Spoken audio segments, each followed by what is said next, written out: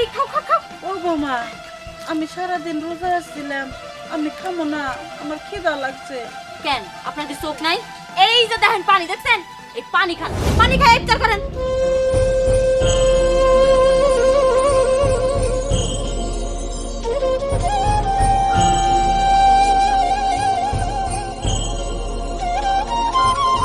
ও বৌমা, এরা কিছু দাও, নাহলে শুকনো মরি দাও। সিয়ারের সময় তো কিছু খাই নাই, শরীরটা কেমন জানে ঝিনঝিন করতেছে, মাথা ঘুরাইতেছে, বমি বমি ভাব, মনে হয় পড়ে যাবো গা, শক্তি পাইতেছি না। এই যে আপনি কোন ধরনের মহিলা? হ্যাঁ, খাবার দেখে লোভ সামলাইতে পারেন না? আপনি একবার কইতেছেন যে পেঁয়াজি দাও, একবার কইতেছেন মুড়ি দাও, কি শুরু করছেন আপনি? হ্যাঁ, আপনি কি আপনার শরীরের দিকে একবার তাকায় দেখছেন? এই শরীরের ভিতরে কত রোগ জীবাণু জন্ম নিছে। আপনার হাড়ে সমস্যা, এই সমস্যা নিয়ে আপনি তেল জাতীয় জিনিস খাইতে চাইতেছেন। এই আপনি কি ভুলে গেছেন প্রতি মাসে আপনার পিছনে কতগুলো টাকা খরচ হয়? আপনার ওষুধ কিনতে কিনতে টাকা সব শেষ হয়। আর তাছাড়া এইগুলা কি আপনার বাপে কিনা এনে দিয়ে গেছে যে আপনি খাইতে চাইতেছেন? এগুলা আমার বাপে কিনা আনছে, আমি ইফতার করবো। বাবা মানুষের তো অবাক করিস কে? এই যে তো এন থেকে একটু পেঁয়াজি ছিঁড়ে অনে দে। এই রে, তুই বেশি বুঝস।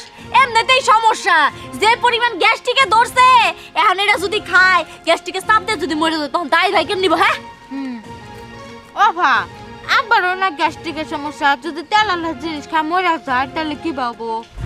এসে রে, তুই তো আমার সৎ বোনের মতো কথা কস। তোরে কইছি এত কিছু না চিন্তা করতে, এটা আমার বাপ, আমার বাপের দিকে আমার খেয়াল আছে। আর তাছাড়া রমজান মাস খাইলে কিছু হবো না। হ্যাঁ, আমার বাপ খাইলে সমস্যা নাই, কিন্তু এই মহিলা খাইলে সমস্যা আছে, বুঝতে পারছিস? আবার তুমি হাঁকড়ে বড় চোখে খাও খাও। বৌমা, একটা কিছু দাও খাই। আপা একটু দেয় তো। এ তুই চুপ থাক। শোন, দেখ কেমন করে শ্বশুর শাশুড়ি টাইট দেওয়া লাগে। এমনি করে শ্বশুর বাড়িতে যায় টাইট দেওয়া লাগবে, তা না হলে শ্বশুর শাশুড়ি মাথার উপর চাপ পাবো, বুঝতে পারছো? এই এনে বয়ে বয়ে না থাকেন না, কেন কান্তাছেন? বেশি কথা বলে না, মাটি খাওয়াই দিমু। দাঁড়াও!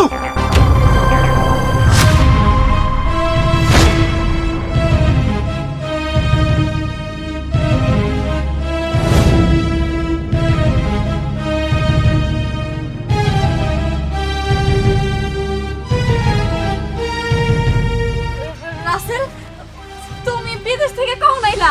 আমার তো একটা বারের জন্য কইলে না তুমি আইতাছো। তোকে আমি বলে আসবো না। এই, আমি যদি তোকে বলে আসতাম তাহলে তোর আসল রূপটা কি দেখতে পেতাম? কিছুক্ষণ আগে তুই আমার মাকে কি বললি? আমার মা মাটি খেয়ে থাকবে, আমার মা মাটি দিয়ে ইফতার করবে, আর তোর বাবা আর বোন ভালো ভালো খাবার দিয়ে ইফতার করবে, তাই না? কি বলছিলি জেনে তুই? আমার মা খেয়ে খেয়ে মোটা হয়ে গিয়েছে, তেল জমে গিয়েছে, আমার মায়ের হার্টের রোগ হয়ে গিয়েছে। আমার মা যদি খেয়ে খেয়ে মোটা হয়ে থাকে তাহলে তোর বাবা কি হয়েছে? তোর বাবা তো খেয়ে ক্ষুধার খাসি হয়েছে। তোর বাবার তো খাবার বন্ধ করিসনি, তাহলে কেন আমার মায়ের খাবার তুই বন্ধ করবি? আমার মা কেন না খেয়ে রোজা রাখবে? কেন এক গ্লাস পানি খেয়ে রোজা রাখবে? কেন ইফতারের সময় তার কপালে সামান্য মুড়ি জুটে না, আর তোর বাবার কপালে ভালো ভালো খাবার জুটে? বল, আমি কি প্রবাস থেকে এত টাকা পয়সা তোর কাছে পাঠিয়েছি এইগুলো দেখার জন্য?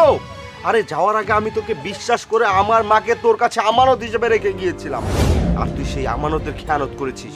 তোর এই বাড়িতে কোনো জায়গা নেই, যা তুই এই মুহূর্তে আমার বাড়ি থেকে বের হয়ে যা। যা। কি হলো? দাঁড়িয়ে আছো কেন? যাও। জামাই বাবাজি, আমার মেয়ে ছোট মানুষ ভুল করে ফেলাইছে, তাই মাফ করে দেবো আমি বাবাজি। চুপ! আপনার মেয়ে ছোট মানুষ, তাই না? আরে আপনার মেয়ে ছোট মানুষ, এটা আমি মেনে নিলাম, কিন্তু আপনি তো বাচ্চা না, আপনি তো সবকিছু বুঝেন। তাহলে আপনি কেন আপনার মেয়েকে শাসন করেননি? আপনার চোখের সামনে আপনার মেয়ে আমার মায়ের উপরে অত্যাচার করছে, অন্যায় করছে, আর আপনি সেটাকে সায় দিচ্ছেন। শুনেন, শুধুমাত্র আপনাদের মতো গার্ডিয়ানের জন্যই না মেয়েরা সংসার করতে পারে না স্বামীর বাড়ি। যান, আপনার মেয়েকে নিয়ে এই মুহূর্তে এই বাড়ি থেকে বেরোয় যান। যান। রাসেল, এবারের মতো মাফ করে রাসেল, দেবো বাবাজি। ভুল হয়েছে, মাফ করে দাও। আর কখনো করবো না। আমি আমি আমারে আমি আর আমারে জ্বালা যন্ত্রণা করবো না, সত্যি কথা কইতাছি। চুপ! আমি তোকে দ্বিতীয়বার সুযোগ দিয়ে ভুল করতে চাই না।